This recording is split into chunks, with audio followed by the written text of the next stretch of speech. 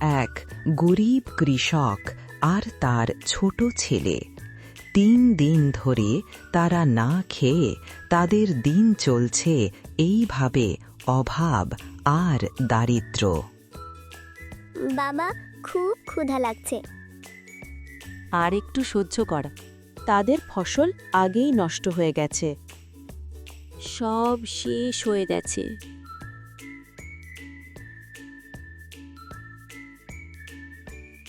বাবা মানুষের কাছে সাহায্য চাইল।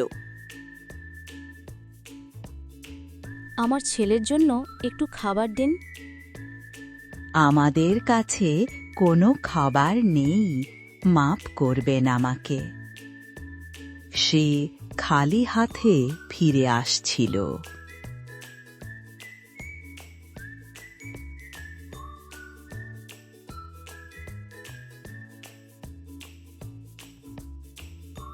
আমি কিভাবে ছেলেকে বাঁচাবো?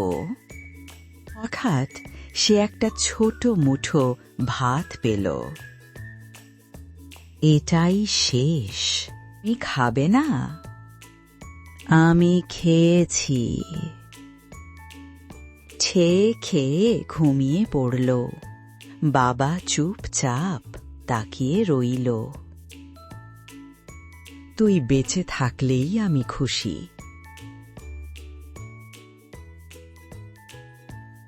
ক্ষুধা আর দুর্বলতায় বাবা ধীরে ধীরে চোখ বন্ধ করল। সকালে ছেলে জেগে উঠল। বাবা, ওঠো। বাবা, ওঠো। বাবা। শেষ মুঠো ভাত বাবার শেষ ভালোবাসা ছিল। তুমি না খেয়ে আমাকে খাইয়েছ। কিছু বাবা নিজের শেষ খাবারটাও সন্তানের জন্য রেখে যায়।